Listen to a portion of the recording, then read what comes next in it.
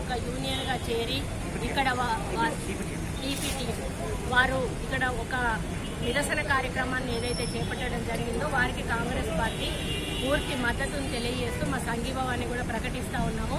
ఎందుకంటే ఇప్పుడున్న పరిస్థితులు, ఒక పక్క కరోనా, ఒక పక్క వరదలు, మరి ఇటువంటి పరిస్థితుల్లో స్కూళ్ళు డైరెక్ట్ గా స్కూళ్లలోకి వెళ్లి పిల్లలు అటెండ్ కాలేని పరిస్థితుల్లో ప్రభుత్వము ఆన్లైన్ స్కూల్స్ తీసుకోవాలని చెప్పి జీవోలు ఇవ్వడం జరిగింది.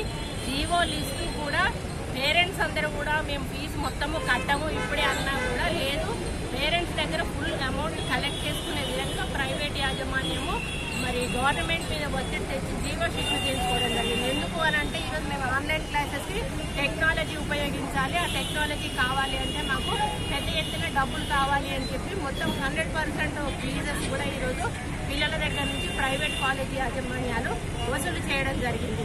మరి ఆ విధంగా వసూలు చేసినప్పుడు ప్రైవేట్ స్కూళ్లలో ఉన్నటువంటి టీచర్స్కి కూడా శాలరీ పే చేయవలసిన అవసరం ఉంది.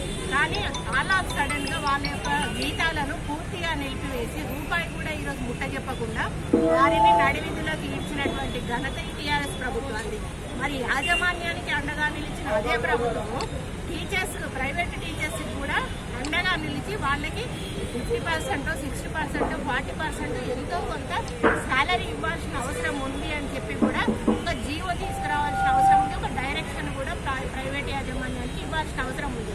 మరి ఈరోజు ₹1 కూడా జీతం లేకుండా ఈరోజు ప్రైవేట్ టీచర్స్ వాళ్ళ కుటుంబాలను ఏ విధంగా పోషించుకుంటారు, వాళ్ళు ఏ విధంగా బతుకుతారు, అది ఆలోచించాల్సిన అవసరం ఉంది. కాబట్టి దాదాపు వరంగల్ టౌన్లోనే 7,000 మంది ఉన్నారు. మరి వరంగల్ జిల్లాలో 3 లక్షల మందికి ఎక్కువగా ఉన్నారు అంటే మరి రాష్ట్ర వ్యాప్తంగా ఎన్ని లక్షల మంది ఉన్నారో ఒకసారి ఆలోచించండి.